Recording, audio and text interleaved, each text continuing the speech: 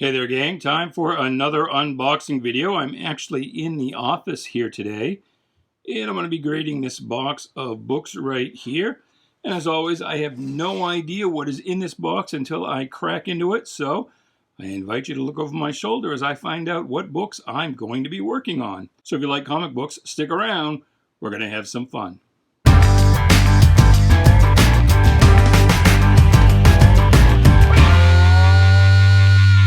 Hey there, Bubby. Welcome to Shanghai. My name is Duke, and this is an unboxing video. So, again, I am grading these books for sale on eBay. The seller name is .com Comics, and I never know what is in any particular box of books when it's given to me to grade. You know, the owner takes the collections that we purchase that come in from all over the world into our warehouse here in Freeport, Maine, and some books go to CGC, and you can see over there on that desk a whole bunch of books that we've got back from CGC.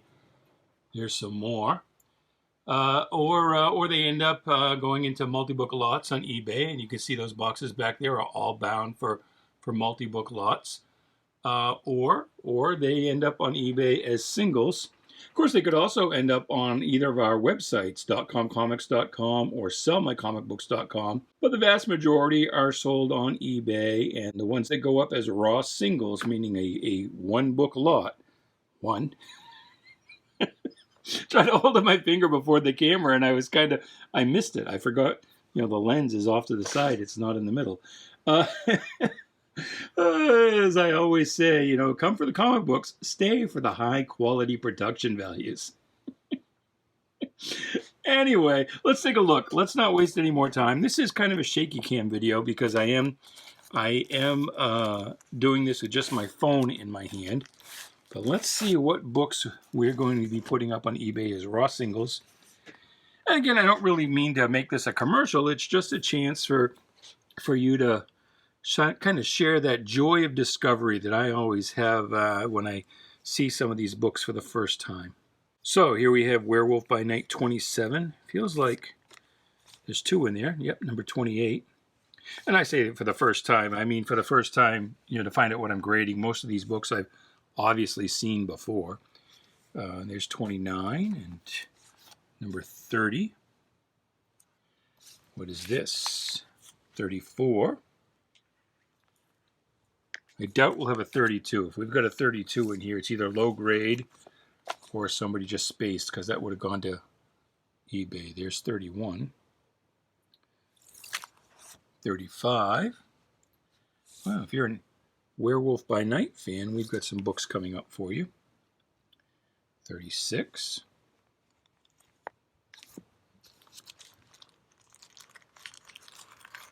This one feels like Thor 233.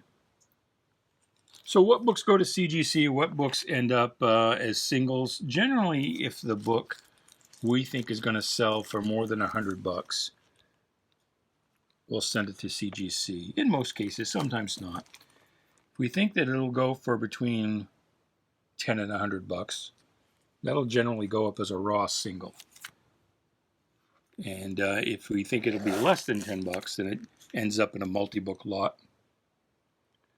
And a lot of books end up in the dollar boxes here in our store, .com Comics in Freeport, Maine.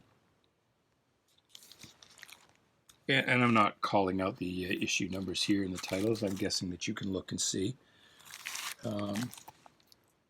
as I am chatting. Nothing super exciting, but these are all books that, again, should go on eBay for at least $10. So they're worth putting up as singles.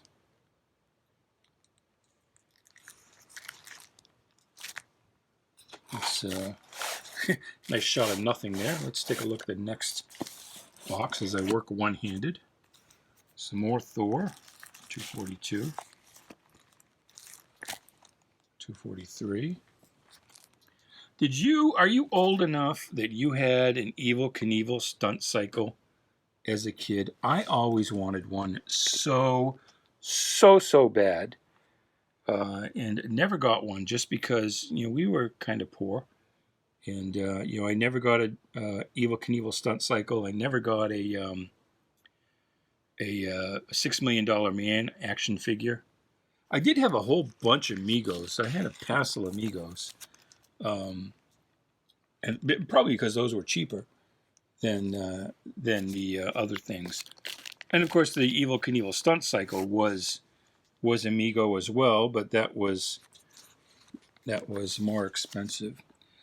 So these supernatural thrillers, I'm trying to remember. I think this was an original series. A lot of these books at this time from Marvel were reprints of the earlier Atlas horror stuff. And I apologize if the glare of the lights, if you can't quite see if that bag is reflecting too much, but here's some more. And these are fairly high grade, so that's why they're going as singles. These books actually do pretty well. They're Supervillain Team Up #1. But we also do those monster books, those 70s Marvel's monster books in lots quite often. There's #2, #3,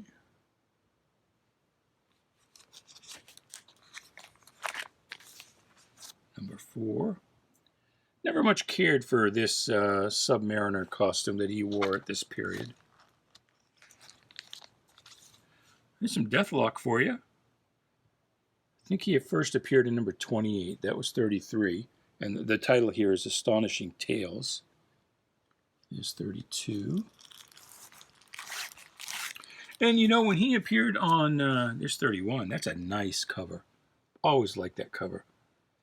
It's Rich Buckler, I think, but it's kind of very reminiscent of Mike Zeck. Not really reminiscent because it was before Zeck's career.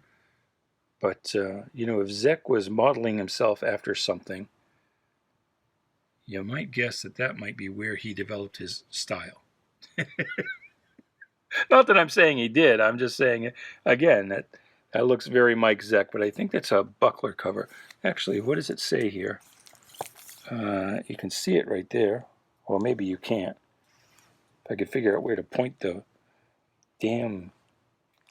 There it is. Couldn't figure out where to point the phone. What does that even say? I can't even read it. I can't read that signature. Oh, well. That's just because I'm old. There's 30. Oh, there we go. This is the reprint of the first appearance of the Guardians of the Galaxy. But even though it's a reprint, it goes for fairly decent money on the... I was a little too close. It was out of focus. Now, back away, you can see it a little better. That goes for pretty decent money, even though it's a reprint. Astonishing Tales. They originally appeared in an issue of Marvel Superheroes, and you'll forgive me, I can't remember the issue number off the top of my head. I want to say 18, but I'm probably wrong. All right, next pile. Next pile. What do we got here? Oh, this is cool. If I can get it there. Marvel feature with a red Sonja. As a kid, I pronounced that Sonja. Maybe if I turn off that light, that would help. Yeah, not much, huh? A little bit. Okay, I'll turn it off. Yeah, as a kid, I pronounced that Sonja. I was not a particularly smart child. There's #1. Ultra-powered binoculars. I wasn't quite so hip for those as I was an Evel Knievel. A little trouble here. It appears to be two books stuck together. What do we got? A Marvel Premiere with Iron Fist. And that's probably another Iron Fist underneath it. Actually, it's two Iron Fists underneath it. #25. And inside that other bag, also #24. #22.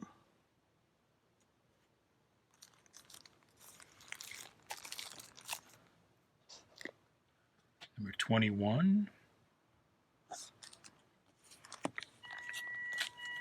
Huh. Now, I would not have put this book. I would not have put this book in the box of singles. I think that's like a $1 book, really. What do you think? Maybe it's taking off recently for some reason I don't know about. But Satana the Devil's Daughter, I don't think that goes for much. I'll have to look it up. I mean, I'll go ahead and grade it and put it through as a single, and we'll see what happens. But I don't know. You tell me. Were you, when you saw that, were you like, oh my god, I have to bid on that? That's so awesome. This giant size. That's a reprint of a Iron Man issue, an earlier one. Here's Iron Man number 83. What's on the other side? 82. 81. Submariner. And just, I mentioned this in another video recently because I messed up. I reverted to childhood and mispronounced it. But just like I used to pronounce Red Sonja as Red Sonja, I was one of those idiots who thought it was Submariner, not Submariner. Some more Iron Man. Iron Man does whatever iron can. Is he strong? Yes, indeed. He's got iron for a sleeve. Oh, yeah. Here come the Iron Man. Yeah, that's the thing about these videos. They amuse me. You may not enjoy them, but I'm having fun.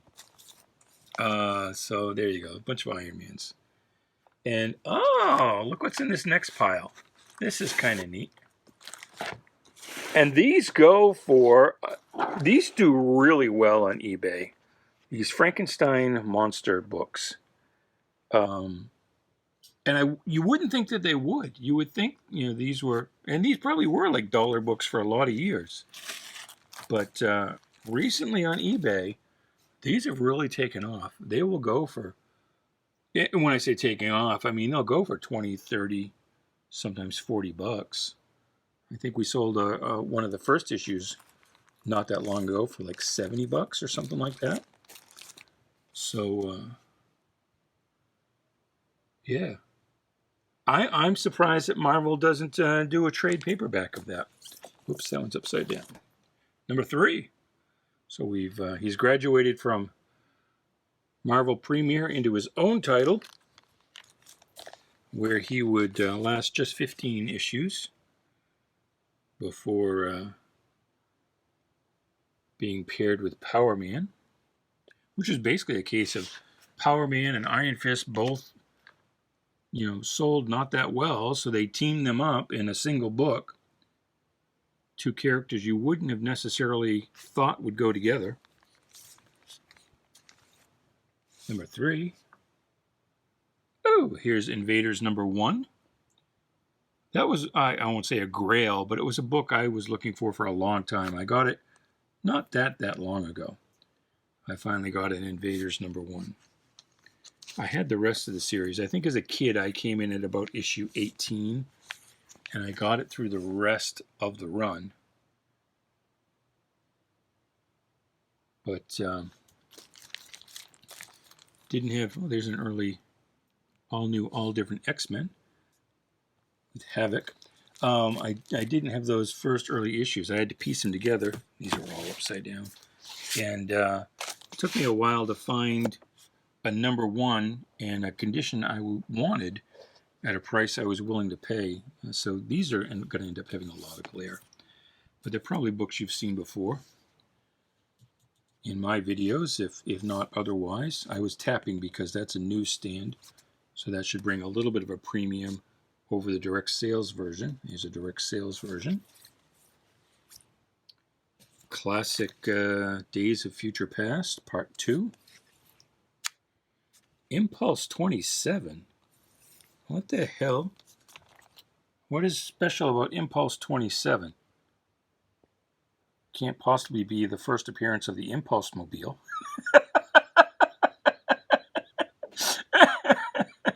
I'm going to have to look it up, because to me that's like a $2 book. Okay, this is the first appearance of Miss Arrowette, I guess.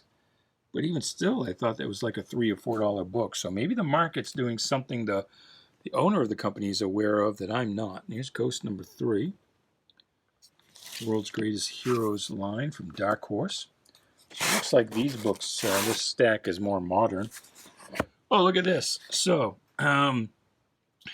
Not to drag this video out and belabor the point, but this is kind of an interesting story if you don't know about it. So the whole Dark Phoenix saga in Uncanny X-Men in the mid to late 70s, that was coming to a head, and Jim Shooter, who was editor-in-chief of Marvel at the time, said, you've got to do something about Phoenix. She has to pay for her crimes. Her crime being that, while possessed as Dark Phoenix by the Phoenix Force, Jean Grey, and we say possessed by the Phoenix Force, but at this time, the Phoenix Force was not quite the, conceived as the alien entity we know it as today. But anyway, as Phoenix, Jean Grey murdered an entire planet of people, basically just for shits and giggles. 4.5 billion sentients. I forget what the number was, but it was in the billions anyway. And so Jim Shooter said, well, she's going to pay for that.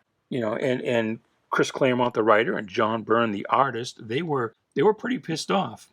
They're like, well, that's a very Victorian notion of fiction that, the bad guy has to pay. And Shooter's like, well, it's not just that, it's in the Comics Code Authority, which, all comics operated under. Again, at that time, there's the seal right there. And it actually said right in the Comics Code that, the villain shall never profit from their crimes. They shall always, pay some price, and villainy shall never be portrayed in a positive light. But just, for the ethics of it, because she'd killed all those people, she had to pay. And so Shooter ordered Claremont to come up with some punishment. And Claremont racked his brains and couldn't come up with anything. So the next day he stuck his, as the legend goes, he stuck his head in Shooter's office and said, well, I guess we'll just kill her then.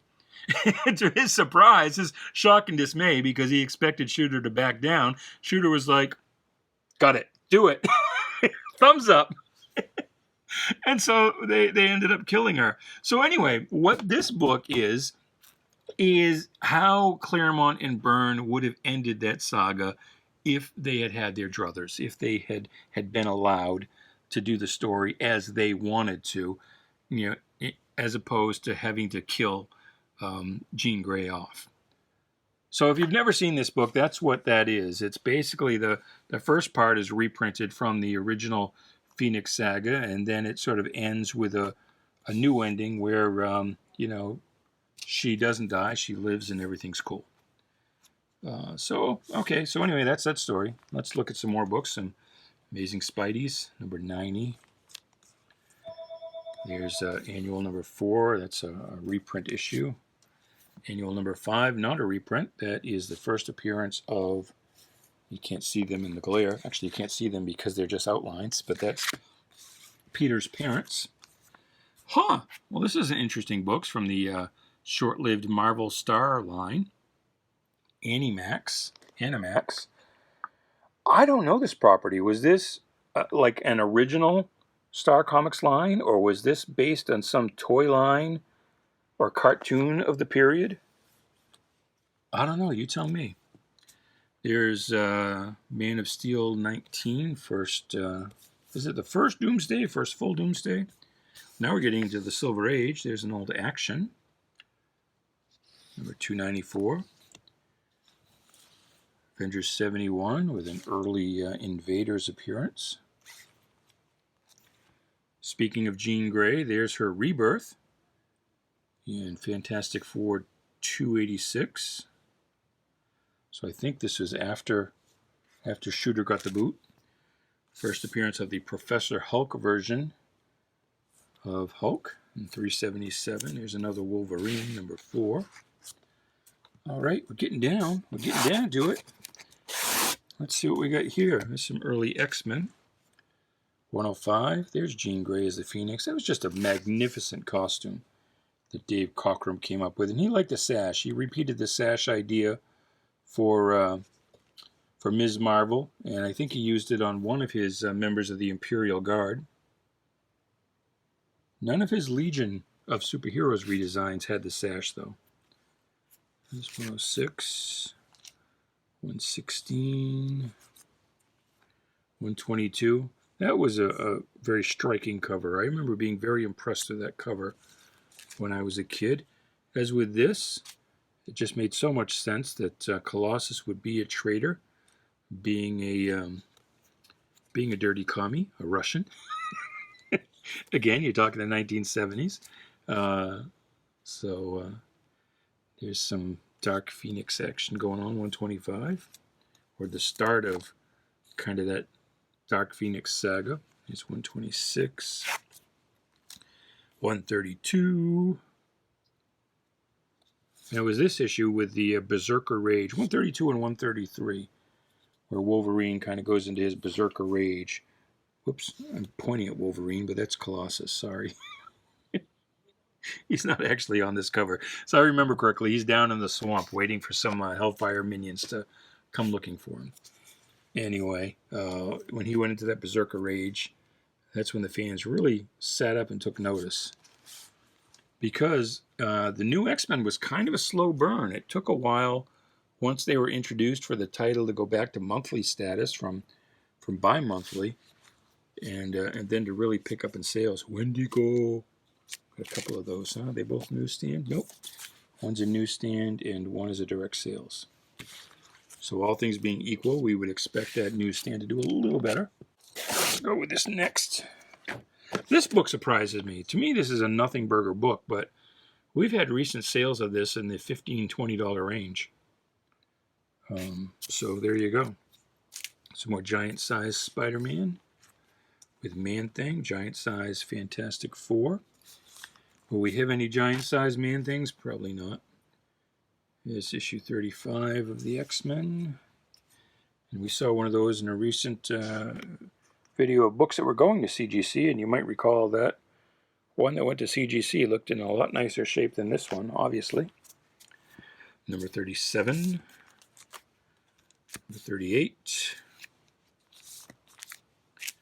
Number 49, Steranko cover. Dancing on the eyeballs. 52.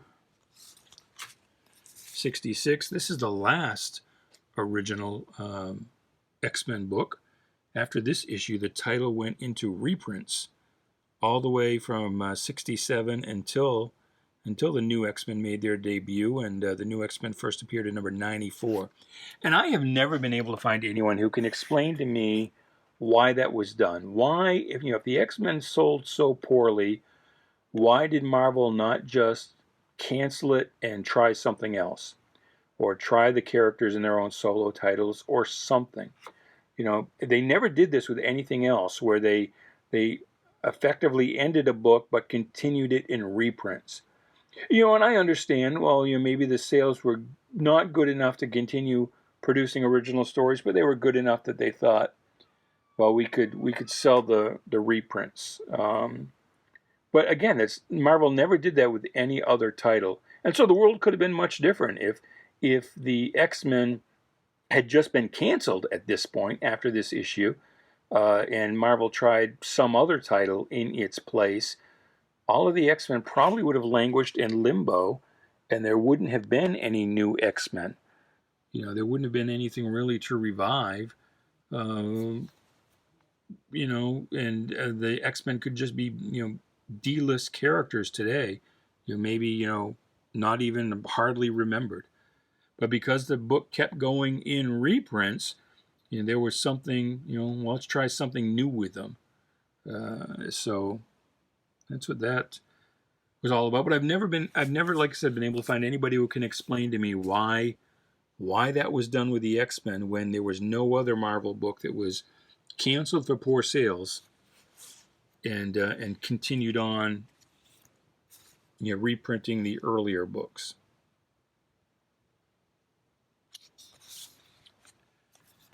Number 100. We've seen a bunch of number 100 lately, and this is probably the ugliest 100 that we've seen. 102, 104, kind of the take on the, hold it up here so you can see it a little better with less glare.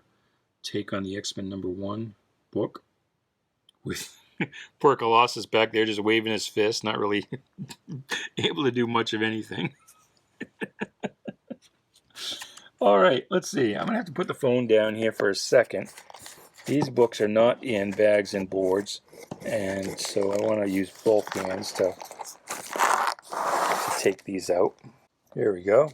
So, Nova #1, and you'll notice that is a UK variant. That is the version of the issue that went on sale over in England, Scotland, Wales. There's the first solo outing of Moon Knight, and I think that's his 3rd appearance overall. And again, it's a UK version. That 10p is 10 pence, and I guess 10 pence works out to, what were the books then? 30 cents, 25 cents, 7 pence. So 7 pence. I know this book was originally 25 cents, and that is the first appearance of Deathlock. We saw some later Deathlock issues earlier in this video. So 7 pence at that time, before the UK switched over to a more decimal-orientated system. 7 pence must have equated to 25 cents. There's Ms. Marvel #1, the UK version. As a UK version, it's really the only thing different is the price printed right on the cover in the correct denomination. Everything else about these books, even the ads, so far as I know, was exactly the same. Wow! So Spectacular Spider-Man #1 in the UK version, and that's a nice looking copy. At least at first glance inside the bag. We'll know better when I get in there and actually grade it. Strange Tales 180 with a Warlock. And I've got to look up, is that the first Gamora? It was somewhere in this run that she made her first appearance. And it looks like we're back to US books. There's an X-Men #81, Fire Lord and Thor 225. There's Strange Tales 181. Nice Jim Starlin action. Evil Clowns. Evil Space Clowns. 162, more Wendigo action. Giant Size Hulk #1. Green Lantern Green Arrow #84. So that is the, let's look inside. It's the Neil Adams, Denny O'Neil run. Giant Size FF #2 and #3. It's Captain Marvel #23 with the white hair. Gil Kane artwork. #25, fighting the Hulk. #26, fighting the Thing. He's just going to be fighting characters until his sales improve. There's some Thanos action here for you. See, there's old Thanny and Drax. The origin of the Dread Destroyer. Well, I'll take my word for it. It's Drax. Doesn't look like he does in the movies, but that's Drax. 149, a little. Whoops. Come on, focus. Focus, phone. There we go. Like I said, this is a very old phone. I don't know if I said it in this video or the last one, but my iPhone is like a 4. It's tired. So there's some Spider Clone stuff going on. 151. 145. Scorpion. Tale of Death. 100. That's a neat book. Neat cover, too. Conan 24. I think that's the first appearance of Red Sonja. She's got much more in the way of clothing than she would in most other appearances. Currently at Dynamite, she wears almost nothing.